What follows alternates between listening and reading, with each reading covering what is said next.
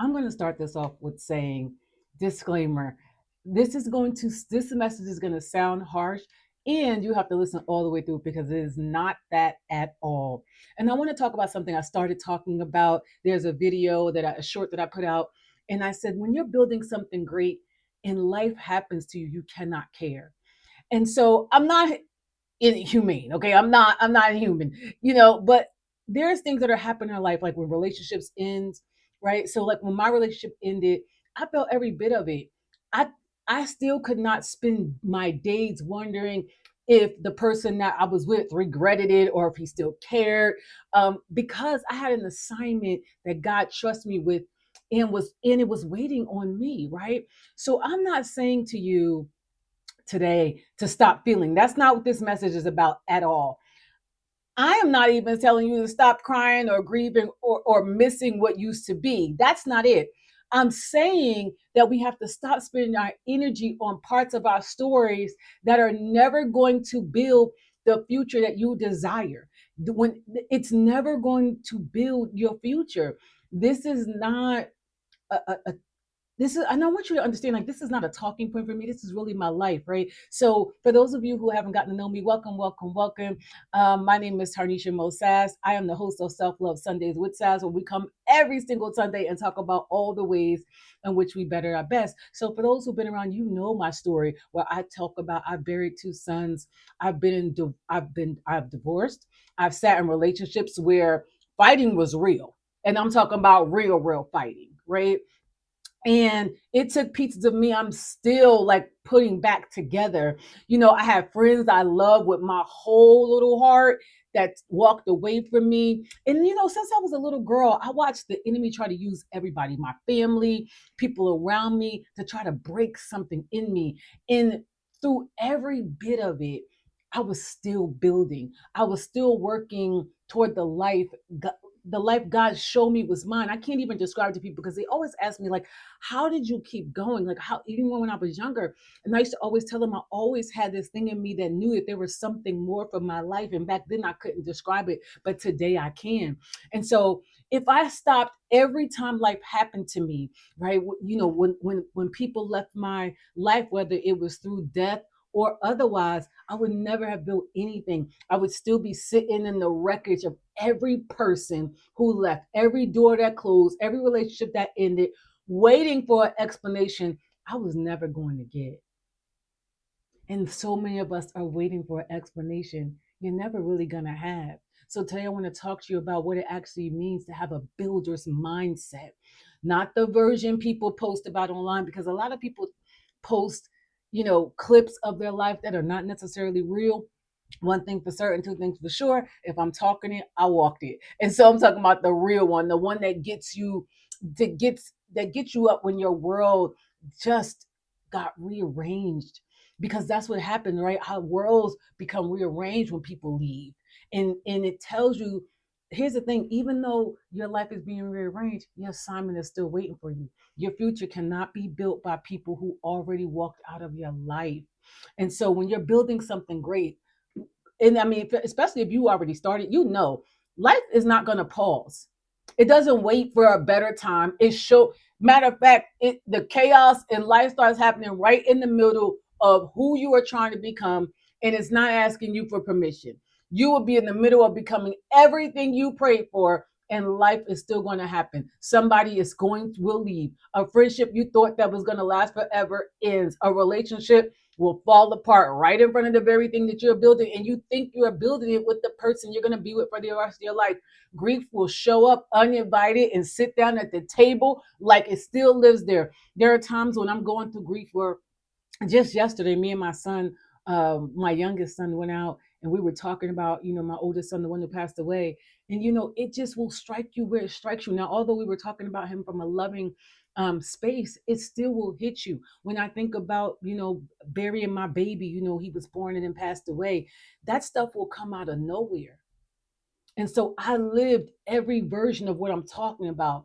I lost people that I never thought I would lose. And I'm not talking about about death, right? I love people who could not stay. I have had women I call sisters disappear the moment I needed them the most. Well, and I'll say I thought I needed them the most. None of that stopped. Listen, none of that could stop me because I was building something. I was building this retreat. First of all, I was building the woman that I was becoming so that I could build the retreat. If anything, it seemed everything seemed to show up right in the middle of when I was building it, almost like it wanted to test whether I meant what I said about my future, whether or not I meant what I said about being a bridge for women to help them to go from where they are to the woman that they desire to become. It was like, okay, if this is what you say you're going to do, I'm going, not only am I going to test you in it, I'm going to make sure that you do the very thing for yourself first, right? So for a long time, I thought something maybe was wrong with my plan, but now I know better. Life happening to me in the middle of a building season was not a sign to stop. It was proof that I was actually exactly where I was supposed to be, because the enemy does not usually fight for territory nobody is trying to take. Okay. And I realized, like, okay, he's coming after me because this is big. When you start talking about showing up, and somebody needs to hear this today, when you start showing up, talking about showing up in people's life and transforming them to the point where it not only transforms them, everybody that's around them that touches them, they become a better version of themselves. As a result of that, you are coming up against an enemy of comfortability, an enemy of that wants people to remain the same, an enemy that doesn't want people to grow, an enemy that doesn't want people to come together. My God, if they could ever get us to come together as men and women and actually build, we would literally take over. You think the enemy wants that? Absolutely not. That's why he's coming. Okay. So when I say you can't care, I'm not talking about going numb. I'm telling you that you got to get clear on what deserves your energy and what doesn't, because you don't have an unlimited supply of energy. I know we think we do. We don't have an unlimited supply. So you got to get clear what deserves my energy. And listen, I'm not telling you not to cry. I cry. I told y'all in the beginning, if you go back to my, I cry almost every day. But every tear you spend rehearsing a conversation that will never happen is a tear that you don't have left for that work that actually moves you forward. Because I'm gonna tell you right now, the tears that I cried in building my retreat, and why? Because that's my way. That's my process. I'm not. Everybody's not a crier. I never used to be. I used to be a fighter. Okay, I wanted to use my hands and my mouth before I used my mind. And now it's a little bit different for me. So if I'm crying, it's either one or two things. It's either I'm processing how to get through this, and this is my breakthrough, this is my process, or you might want to get away from me and be happy that I'm crying and not swinging. Okay. But life happening in your building season is not a setback, it's confirmation that you're close to something. And I have actual evidence of that. And I want you to think about your own life for a second.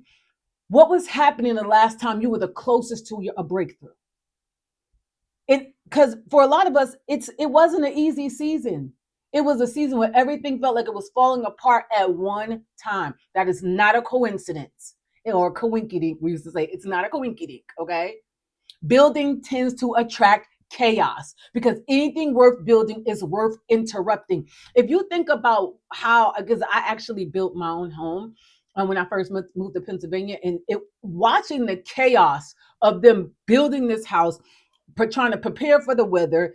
It's Pennsylvania, so you got to deal with all seasons: the summer, the winter, the fall. All the seasons, right? And they have to build this home in the mix of all of that. I remember coming down, in the winter season and seeing it with snow, and then they had to, things they had to change. They didn't have the frame up. Things fell down. They had to, rebuild. It was so much chaos going on. So the question is not whether, life is going to happen while you're building, because it is. The question is whether you're going to let it stop you or whether you're going to let it refine you. I had to let the breakups of the friendships of the relationship refine me, right? So let's take my relationship ending a little bit further, right? Because this is I think is going to help make it real for you. So in the beginning of the year, I thought I was with a man and I thought I was going to marry, okay? And we didn't make it. And I had every opportunity to spend my days wondering if he regretted leaving, if he still thought about me, if he realized what he walked away from, because I am anointed and appointed, okay? I had every opportunity to do that. I could have built an entire second relationship in my head with a man who was no longer in my life. So many women and men, and I know I'm talking to my women, but men do this too. We stay stuck building a whole other relationship, having conversations. This person is gone. We stay in a relationship with someone long after they physically left because we keep having conversations with them in our mind that we never actually get to have out loud.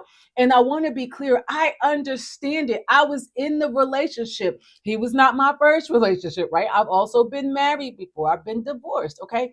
So I understand that as a human, naturally, these things are going to come. You're going to naturally have thoughts about this person. What I'm telling you is that when that happens, we have to work on ways to redivert those conversations to really tell yourself, okay, is this true?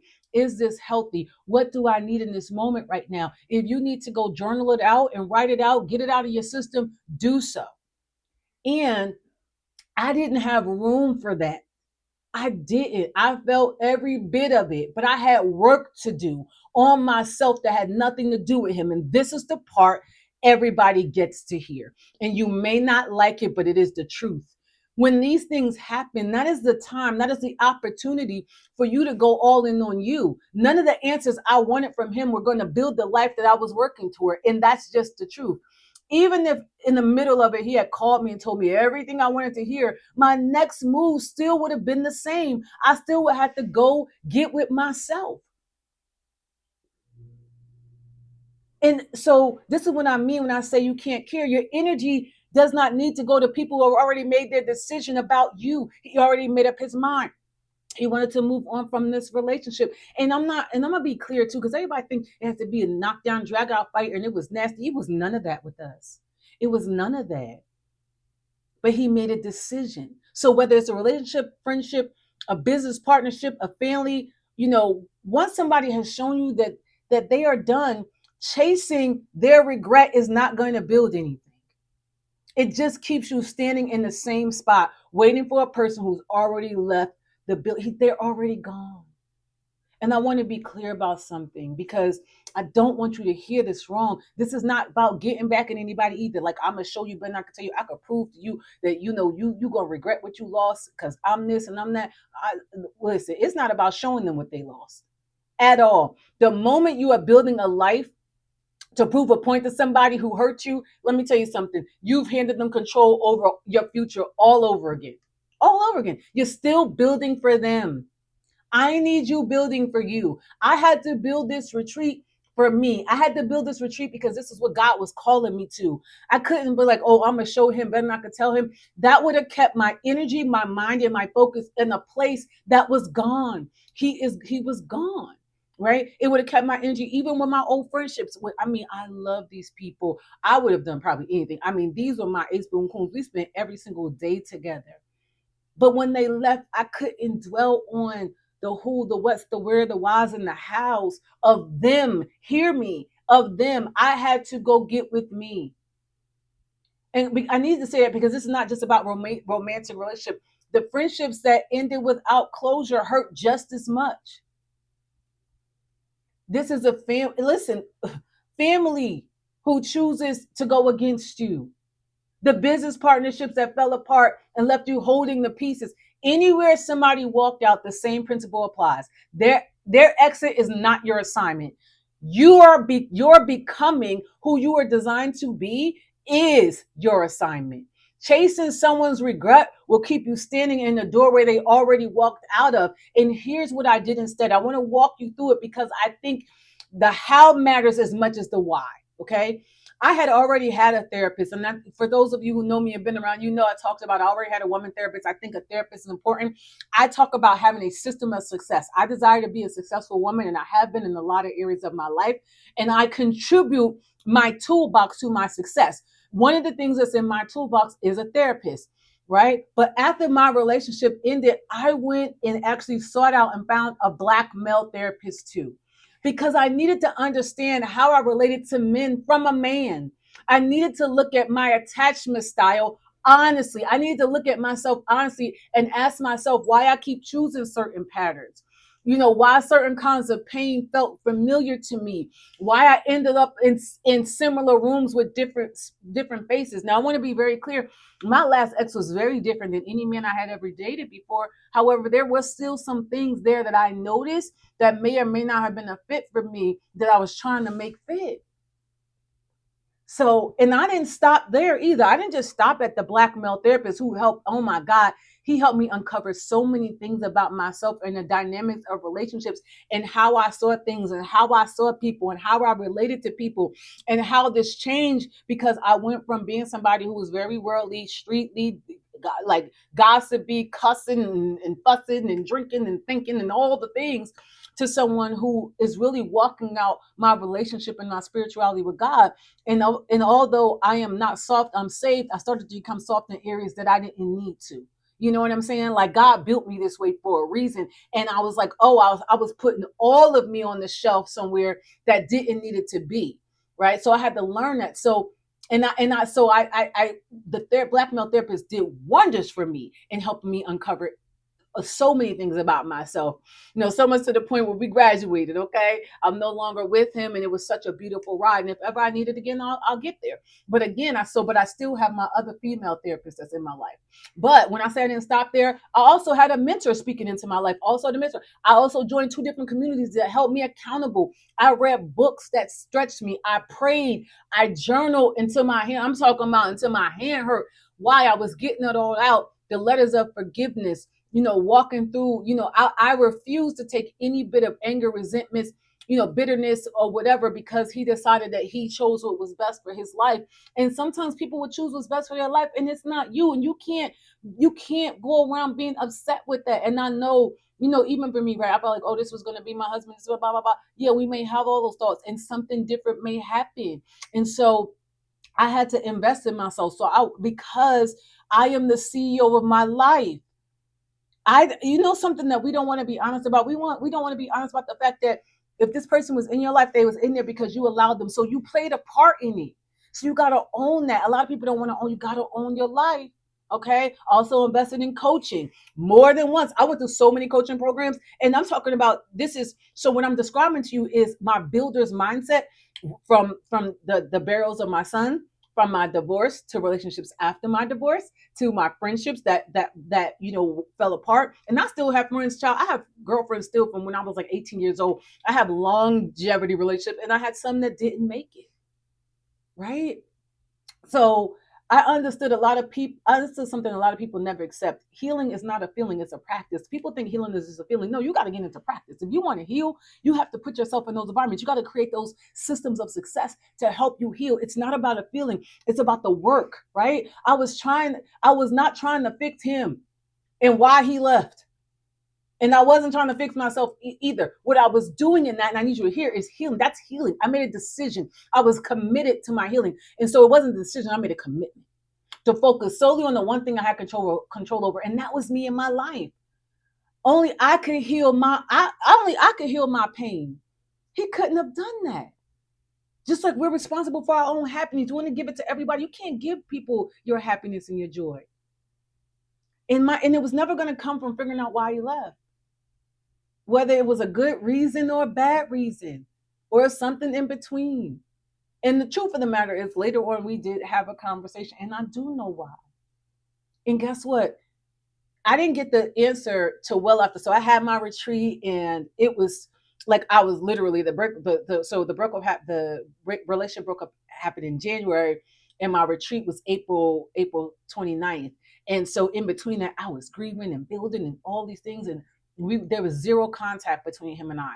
And so I didn't speak to him again until June. And he did tell me, and guess what? Nothing changed. And what do I mean by nothing changed?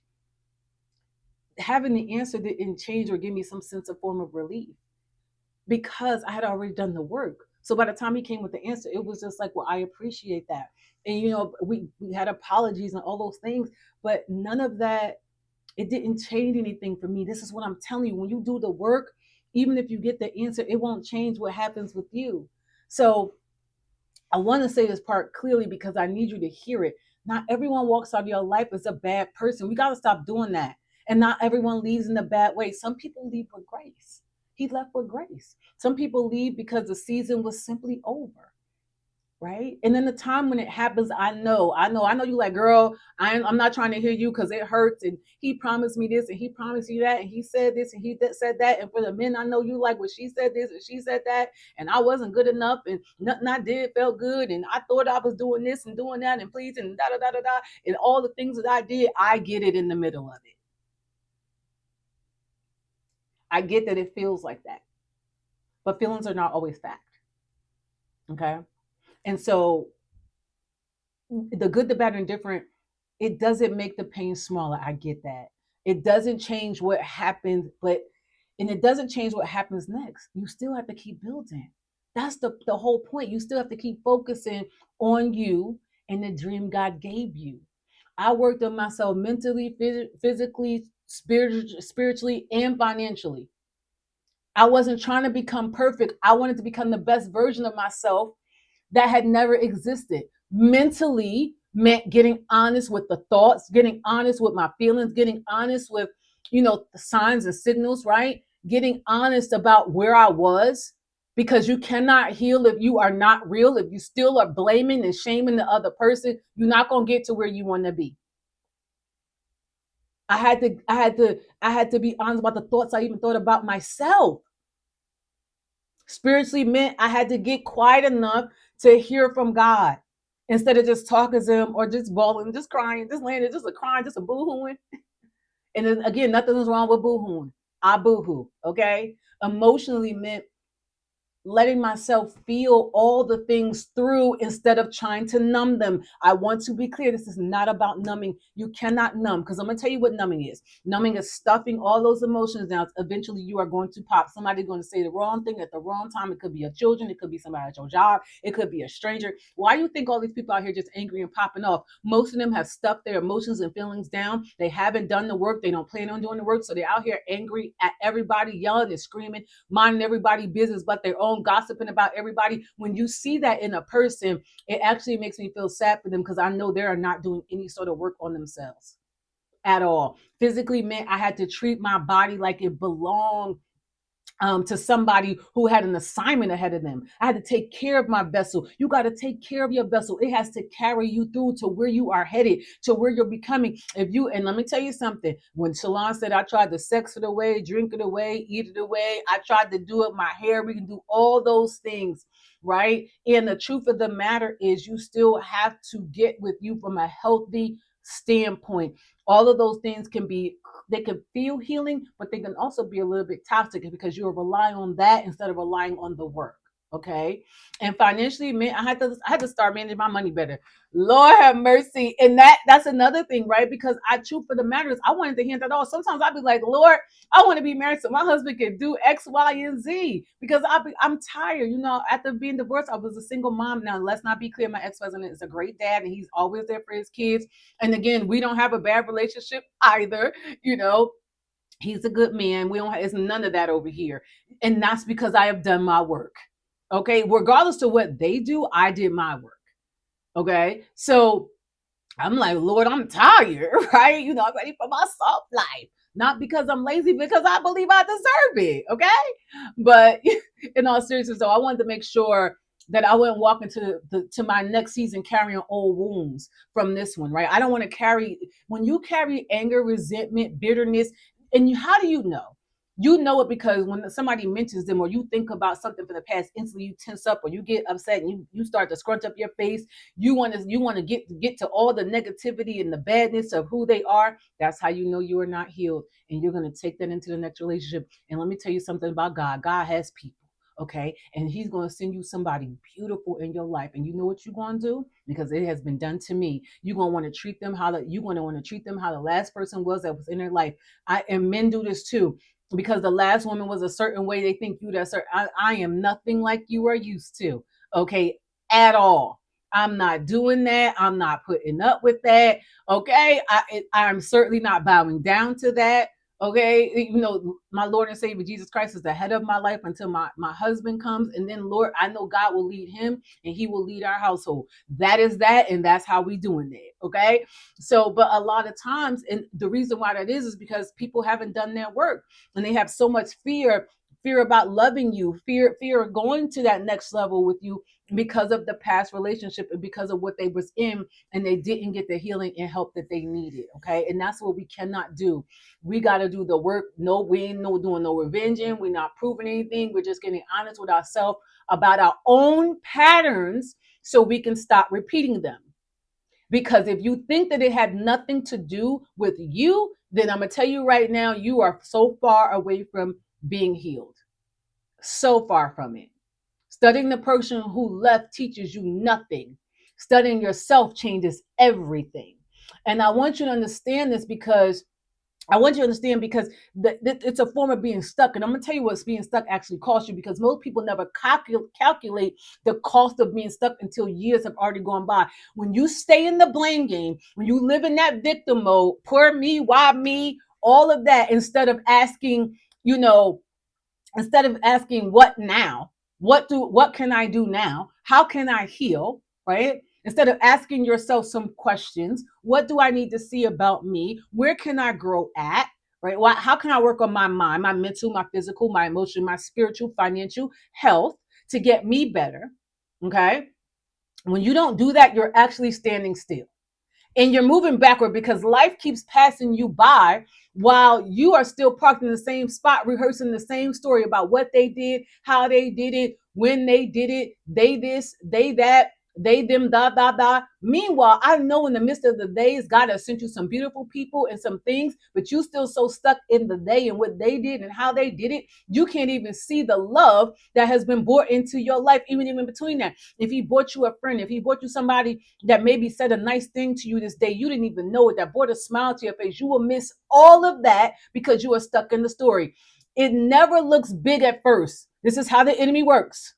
Nobody wakes up one day and decides to waste 10 years of their life. It starts with that one thought, one small thought that says, maybe you say, I got what I deserve. You're not going to recover from this. This always happens to me. That one thought starts playing over and over until it becomes a soundtrack for your life.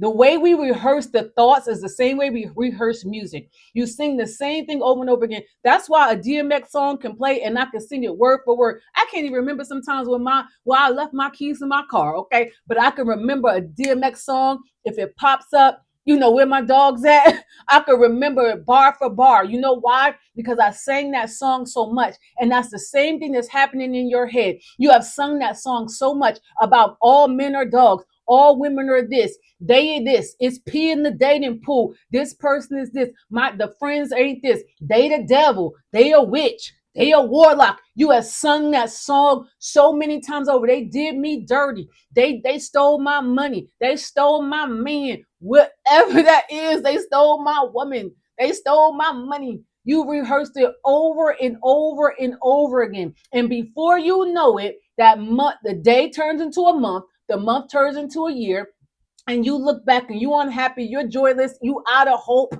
You don't have no hope for a future, no hope for a spouse. You don't have no hope for friendships and your dream has simply left.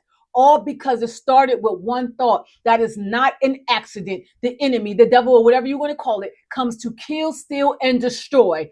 And most of the time, it's not something big. It's not the loss of, sometimes we think it's when somebody passes away. It's the thought. It's the one small thought. He does not need tragedy every time to get you caught up in his spider's web. He needs that one small thought that you keep agreeing with. You listen to the same social media over and over again to tell you, oh, the thing that pop up right after a breakup, they be like, oh yeah, they thinking this and they thinking that, and they miss you and they coming back. Let me tell you, I've been there and I've done it. I'm not talking from a place of above you. I'm talking from a place of standing next to you, girl, and holding your hand. Okay. It's the thought, it'll keep ringing over and over again and have you trapped in a cycle so you're not moving forward. Right? He needs that. I'm telling you, you keep agreeing with it over and over again until it shapes how you see yourself, how you see other people, how you see your future, and what you believe you're capable of building. He'll do it to you in the business too. Oh, it was a failure. Why do I keep trying? Nobody's going to show up to my call. Nobody's going to listen to my content. Nobody's going to hear me. I've been doing this for 3, 4, 5 years. Nothing has happened yet. Meanwhile, I'm telling you, people have took 20, 30 years until something has broken their life. Samuel L. Jackson, I don't think he became an actor till he was almost in his late 50s. And he had been trying for years. We never know when our break is going to happen, but you're never going to know if you stay in that cycle, keep repeating it over and over again. That's exactly why a builder's mindset matters. And in case you didn't catch it, that's what I'm talking about this today, a builder's mindset, because it interrupts those thoughts.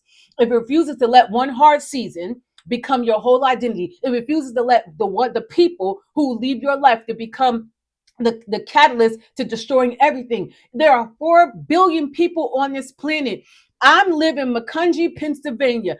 I can't stay stuck to what happened in Macungie, Pennsylvania, when I can pack my bags and go to Tampa, Florida, around a different environment with different people, with different tastes. And you know, here's the thing. But when you make that move, guess who goes? You. Your thoughts, your mindset, your behaviors, your patterns. So if the same things are following you everywhere you go, you got to know that you are the common denominator. And I'm not saying this to hurt you. I'm saying this to love you. I'm saying this to let you know that out of love, it means there's some things in you, that there's some chains that have to be broken. There's some things in you that you got to give up. There's some ways, some thought patterns, some ways of being. You carry you everywhere you go. Everywhere you go. There's a reason why everywhere I go, I get a sense of love. I feel it everywhere I go. It's because I bring it. And because building yourself is not only about becoming successful. Do you know that spiritual warfare? Every time you choose ownership of your life over blame, every time you get in alignment, every time you go with consistency instead of staying stuck, every time you move forward with discipline, every time you stay committed, you're shutting the door the enemy was trying to keep your mind open to. Let me tell you something. When you stay committed to what you are building, when you stay committed to say, I want everything that God has for me, when you stay committed to going after the all of God, not the ouch of God, not the hurt. Because here, let me tell you something about our loving Father, because He is that, okay? He is going to correct you. And what I've come to know is God has corrected me in love. He has never beat me down and shamed me and caused lacerations. No, okay, honey, this is not slavery where you getting your lashings. I'm so tired of people talking about our Father in that way. He is so full of love. He is so gracious. This is why I love having my 90-year-old grandmother. I should be 90 next week. Grace, mercy, love, and His blood is what she taught, and it's so beautiful. Yes, He corrects. Yes, He has brought me to my knees, but it's always in a loving way. And I come out feeling more love, not more pain, not more hurt. I feel convicted. I don't feel condemned. And this is what I want people to feel. I want you to feel the love of God. It is so beautiful. I spent the day yesterday with my son, and I felt so blessed to be in his presence. He is just such a mighty man. He is such a good boy, and I love that. Even being around, my daughters, and they're not perfect people. Now they get on all the nerves I never even knew I had. So let's not get this twisted. I'm not painting a perfect picture. I'm painting a love of God picture. And I want you to have that too. I want you to remember the enemy doesn't need a big moment. He needs that one small thought that you repeat over and over again. You don't deserve love. You're not worthy of love. You messed up in the past. Well, you looking at somebody right now that was a liar, a manipulator, a thief. And when I mean thief, I ain't steal nobody money, but I still their time and their energy because I knew I was wasting it. Let me be real about everything that I was so you can see He can clean it up and He can turn it around and He can work it for His greater good. And now He's blessed me to be able to work with women and to help them to become the best version of themselves. Yes, I get emotional because that's the awe of God. That's the love. That's what He wants to bring in this world. This is why I'm talking to you today. And this is why I'm talking about a builder's mindset, because I need for you to let this chain that keep you tied to that past break. And then we're not doing this in anger. We're not doing this in bitterness. We're not doing this in resentments. We're doing this in love, baby, because you get to have all of it. You get to experience all of it. You get to experience the love of God through people. You get to experience the love of God through how you foster and care for your body. You get to experience the love of God for your mental. You get to experience the love of God through the physical, how you treat your body. You get to feel the love of God through your finances. You got to stop talking funny about money. You got to stop saying, oh, I don't care about money. Well, you're mixing the mixed signal. If you don't care, then guess what? God don't have to care. What we will not do is idolize it. What we will not do is put it above him. But we're also not going to talk crazy. Life and death is in the power of your tongue. I speak abundance. Therefore, it comes. Okay. All right. But I don't want to get off on the test. I want to get back on the builder's mindset. So here are three things I believe make an actual builder's mindset. The kind that keeps you moving no matter what, moving forward, no matter what life throws at you. Because I don't want to say just keep moving. I'm talking about moving forward. We can't stay planted and we got to stop walking back. Okay. The first is ownership. You got to own your life. You got to become the CEO of your life. A builder owns their life and they own their part of everything that has happened in our lives. We're not saying it's our fault. We're saying it's our responsibility to heal it. Hear me again. We are not saying it is our fault. We are saying it is our responsibility to own our part in our lives. No, listen, not everybody else's part is your part. That means looking honestly at the choices you made, the patterns you allow, the red flags that was red flagging, right? That you talked yourself out of seeing because you had a beautiful heart you love. That don't make you bad. No, I get it. When you love somebody and you like, no, you also, if you anything like me, you like, well, I always say, God, if Jesus can change me, he can change anybody, right? And so you want to be the one that want to help facilitate that change, but that's when you start trying to take over God's role. You are not God. You plant the seed. It is there. You plant the seed. It's their job to water, and it's God's job to transform it and bring it to life and help that flower then bloom. It to help that seed blossom. It is not yours. Ownership is not the same as blame. Blame keeps you in the victim mode. Blame says, I had no other, there is no other alternative. Every time you blame them, you stay chained to them. Every time you blame them, you stay chained to them. You want to leave that relationship, but you keep blaming and you keep shaming. That keeps you tied to them. Nope. Blame keeps you tied. Ownership hands the power back to you because you don't know. Every time you blame, you stay in that victim mode, they have the power. Oh, they have the power. They are running your life. You're not in a relationship. You're not looking to date. You're not, no new friends, no new friends. You just steady scrolling. That's because that old person has power. They still are running you. Your mother wound, your father wound is still running you. The math ain't mathing, though, baby. We are 30, 40, 50 years old. The math ain't mathing. It was not your fault, and it's your responsibility, okay? Because if you played a part in how you got to know you played a part in how you got here.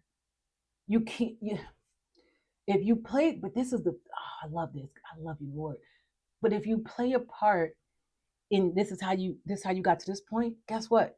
You can play the part to get you out of it, to take you to a life that is so beautiful, to get you to that dream that you want and you see in your mind's eye that you once saw that maybe you put on the back burner, right? So now you burnt out, stressed out, in a place that you hate, not, and you got to understand that sometimes we got it, like, especially when it comes to our career, sometimes we got to stay in a place we hate until we build something. Or you can go find another position and then continue to build your dream on the outside of it. I'm not telling anybody to quit their job.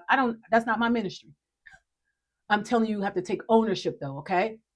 So that's the first thing. The first thing, we got to take ownership. The second thing is alignment. You got to get quiet enough to hear God clearly. You cannot build what you cannot hear. If your life is full of noise, and what do I talk about with noise? Other people's opinions, conversations you keep replaying in your head. If I just would have said it this way, if I just would have did it this way, if I just, no matter what you would have said or did, they would have built what they wanted to build in terms of the form of how they see you, and they were going to do what they were going to do anyway. Stop replaying it. The ache of what you did not work out. That would, like, it's like, okay, this didn't work out, that didn't work out. Okay.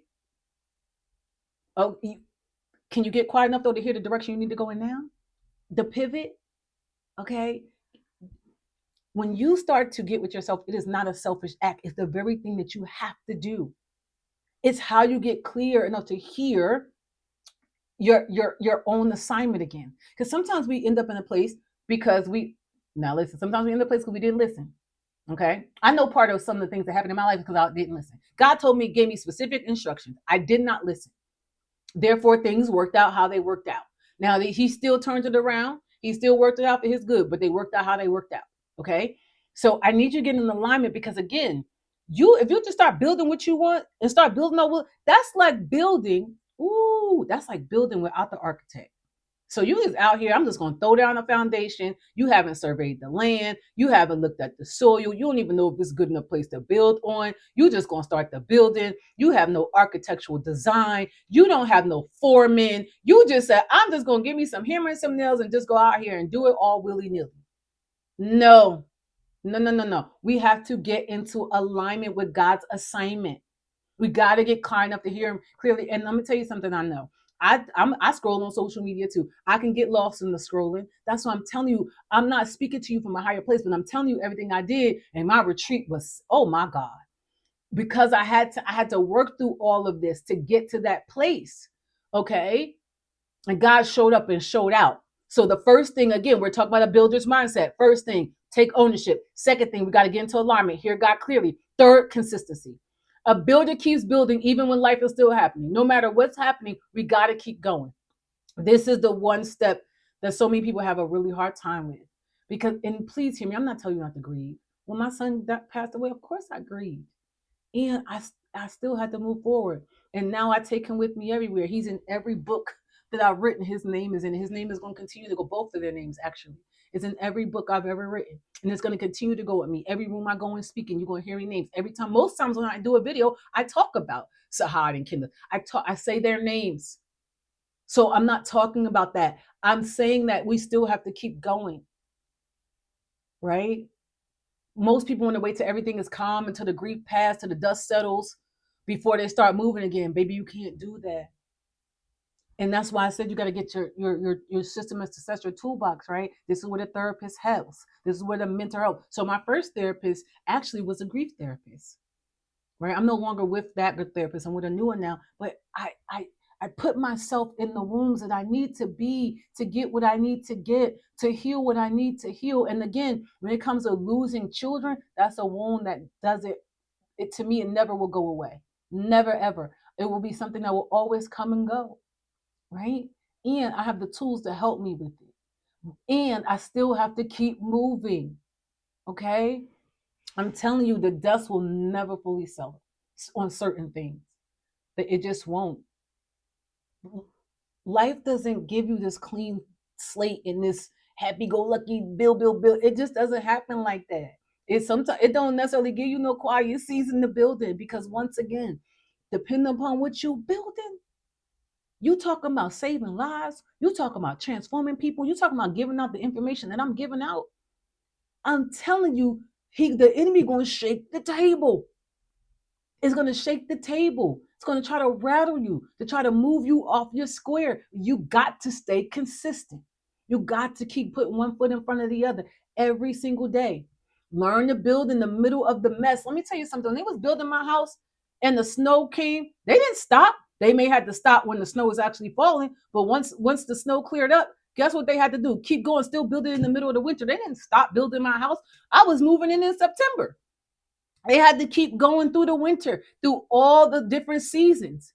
Okay. It was hot in the middle of August. They had to keep building my home. So there's not going to be any perfect condition. You got to keep going. If you haven't started, you got to start now. It's just another way to keep you stuck. If you think you got to wait for a perfect moment, you will never be perfect. You will never read enough books. You just got to start doing it. That's what I had to learn. Like, I had to learn on the job. Building this retreat, my first retreat, I had to learn by doing it. There was some, and I learned a lot. So now I'm putting together this next one. I understand. I already know what's coming.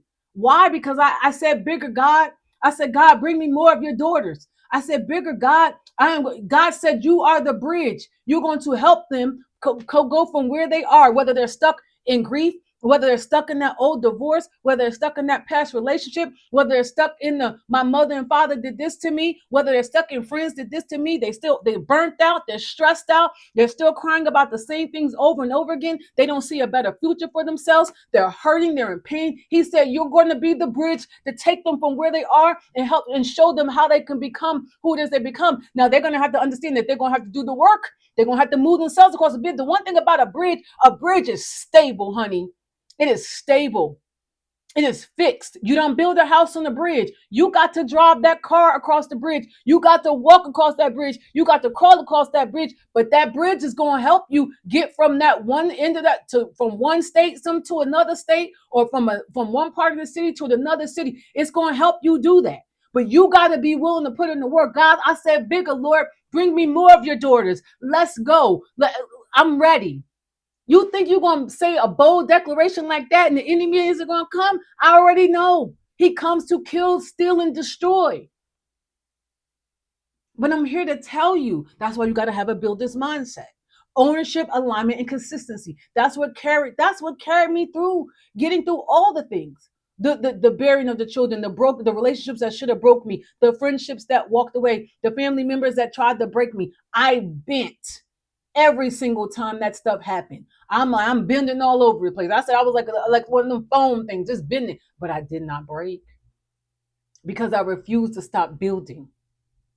I refused to stop building just because life kept doing what it naturally does. So if you're sitting there right now trying to figure out which of the three are you that you're missing, ask yourself some questions. Am I still blaming? Am I still, when I think about that person or that thing, am I still saying they did this to me, they did that to me? Am I still blaming, or am I owning? You know what?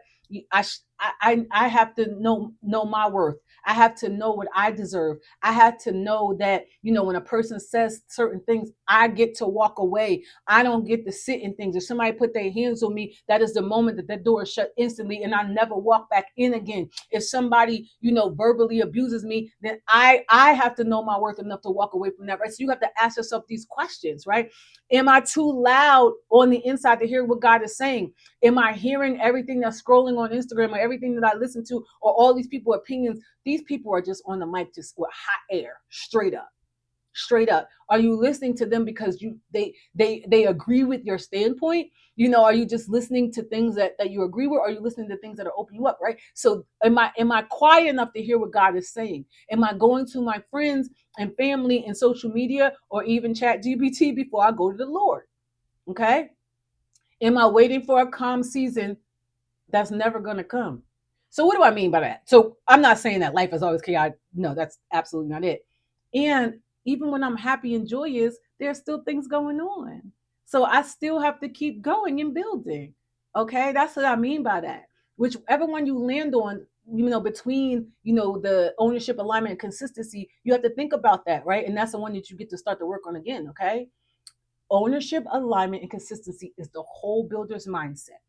Those are the three things, okay? And none of these three things come naturally. Don't sit here and beat yourself. I'm so tired of people acting like people are supposed to know something. If common sense was common, everybody would have common sense. It's not the truth. We all have to learn. You have to learn.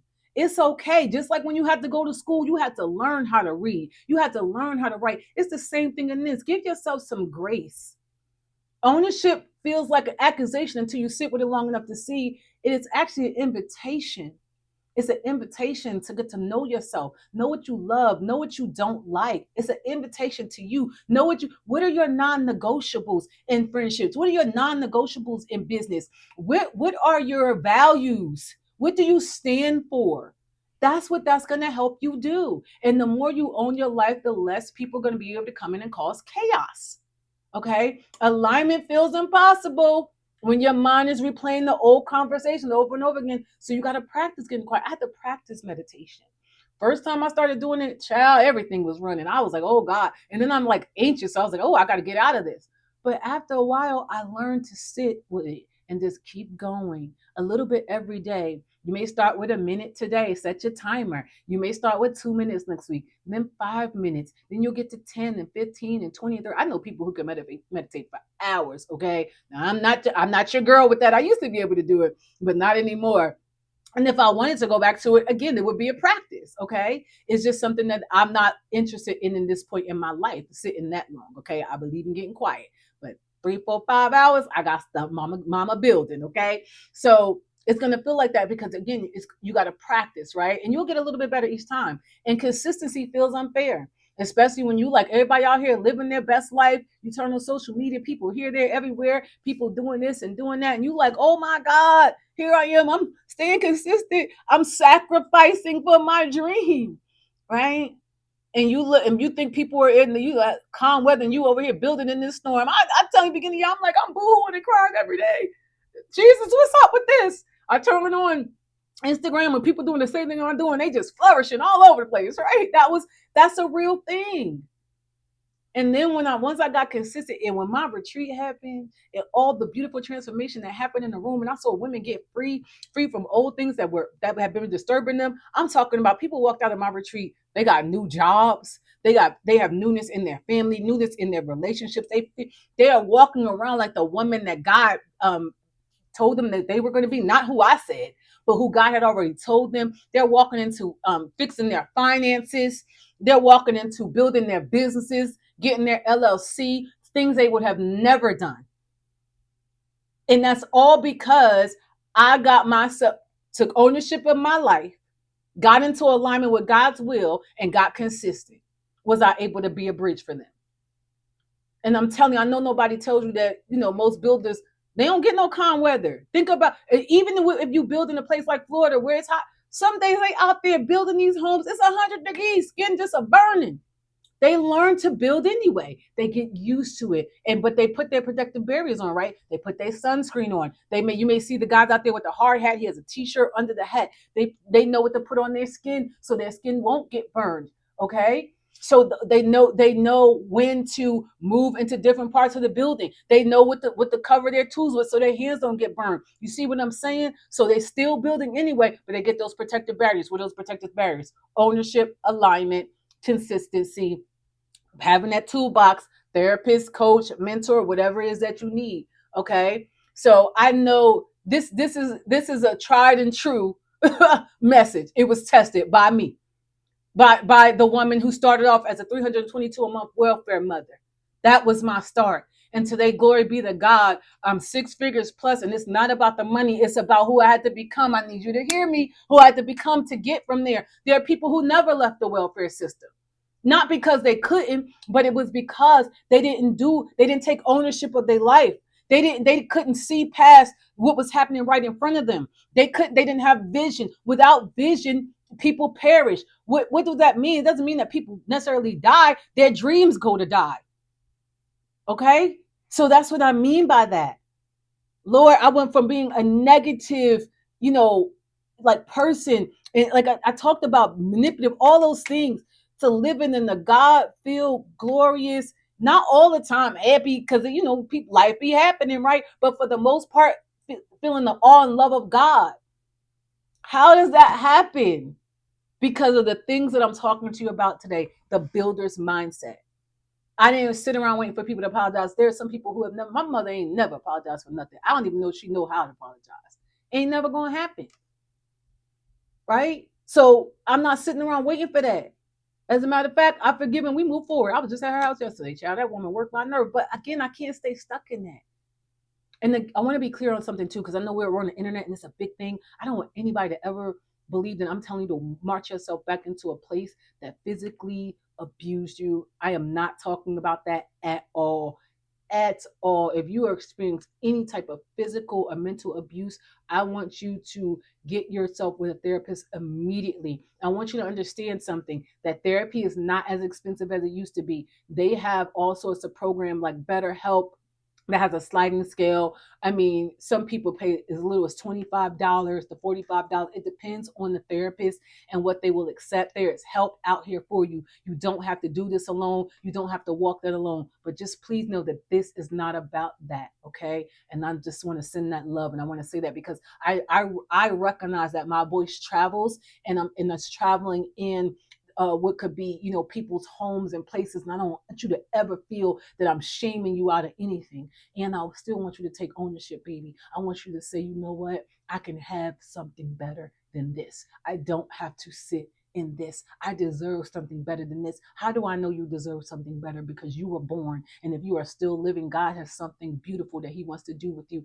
And you may not see the God in what you're sitting in right now. And this is why maybe I'm in your house right now. Maybe this is why you hear my voice right now. Maybe this is your sign. Maybe this is your seed that you have to start watering and say, God loves me enough to send this crazy lady's voice in my house right now to tell me that He loves me so much that He's telling me that there is help out here for me. There is another way. I don't have to continue to sit in something that is continuing to harm my mind, harm my body, harm my soul, harm my spirit. I deserve more than this. I'm not looking at the other person. I'm going to let God deal with them, and I'm going to go deal with me. I'm going to go help me. I'm going to go love me. I'm going to go grow me. I'm going to go and I'm going to walk and see the awe of God before I leave this earth. Maybe that is your sign and your signal. Maybe He can't get you any other way because you haven't been able to listen to Him. Maybe this is the way. Okay. I love you. I just wanted to say that. Money does not build me. Money doesn't build people. Money is a tool to assist. And it's important when we're building the kingdom of God to have such finances. Okay. You can have love without money. But when you talk about building and building something big for God, you need the finances to be able to help you to do that. And so we pray for God to bring abundance, but faith without works is dead. You got to put your hand to the soil. You got to get in there and plow this thing out. Okay. And it starts by you becoming better in your mind, in your body, in your soul, and in your spirit. Okay. So I love you. Oh my God. I just want you to understand you got to build yourself first. Build the woman first, and the outcome is going to follow. Not the other way around. Most people want to get to the bag, get to the money. I want to get to the money, get to the bag. You got to build the woman so you can get there. Okay. So I just want to ask you something before I leave this video. Are you tired yet of the same tears from that story of waiting for people to apologize that can't even apologize? They don't even have the capacity for it, waiting for the world to change. Are you tired of that? Are you tired of holding the door open for people who are they're not coming back? And here's the thing, you don't even want them to come back. You want a version of you that felt good when they were there. That's what that is. But what if I told you there was something better? What if I told you there was a harvest on the other side of that door closing? Life is going to keep happening to you, baby. I can't promise you a season without pain and loss and people walking away when you wanted them to stay. I can't promise you that. I cannot. Anybody that tries to promise you that, something is wrong. I cannot promise you $1 million at your doorstep. Cannot promise you that. I cannot promise you that you are going to be 6, 7, 8 figure earner. I cannot promise you that. But I can promise you this, the same builder's mindset that carried me through burying my sons, through my divorce, through them bad toxic relationships, through them family members that did me wrong, through friends that walked away, will carry you too. The same builder's mindset that helped build me from a 322 a month welfare mother to I know where I'm going to the highest of heights. I believe in the Lord. I believe what He says for me. I believe in the love of God. I believe in the abundance of God. I'm talking about abundance of joy, peace, happiness, and finances. Do you understand me? All of the things. I believe in that. But that I can promise you with a builder's mindset, you can take yourself further than you've ever gone in your life. I promise you with a builder's mindset that you can be, do, or have better than you had in the past. I promise you with a builder's mindset that you will look back over your life and say, oh my God, I can't even believe that I was in that place, in that space with those people, even wanted that small thing that I had. You're going to look back and be like, oh my God, look at me. And then you're going to say, let's go, God. Let's keep going. That's exactly what I was saying in the car with my son yesterday. I said, let's go, Jesus. Let's go. Let's go get your daughters. Let's go, be this bridge. I mean, it will take you there. Okay. And when I do that, it is definitely me getting into alignment with the woman that I'm becoming and just like, okay, God, we're gonna help them usher this, right? So get with yourself, own your part, get aligned with what God is saying over your life. Keep building while life is happening. Okay. Keep building throughout all the seasons. Winter, summer, spring, and fall. If you need to take a break because it's snowing really heavy, do that. If you're having a tornado, don't go out in the middle of the tornado. Take your break. Okay. If it's storming, okay, we're not talking about killing ourselves. All right. You, when the element comes and the element is telling you to sit down, take your breather, listen to God, listen to your body, listen to your body, listen to your body, listen to your body. If it's telling you to sit down, take care of your body. I go to the chiropractor. I also get lymphatic massages. I get also other types of massages as well. You understand what I'm saying? So you got to take care of it, feed it well, okay? Move it, okay? So if you really are ready to make a decision to have that builder's mindset, I just want you to leave me a comment and just say, I am a builder. I am a builder. And then let's go build that life, that love, that legacy is all waiting for you today, baby. And I love you. I love you. I love you. I didn't mean to make it this long, but I was filled. Okay. I was filled today. And I love you. And I'll talk to you next week. Bye now.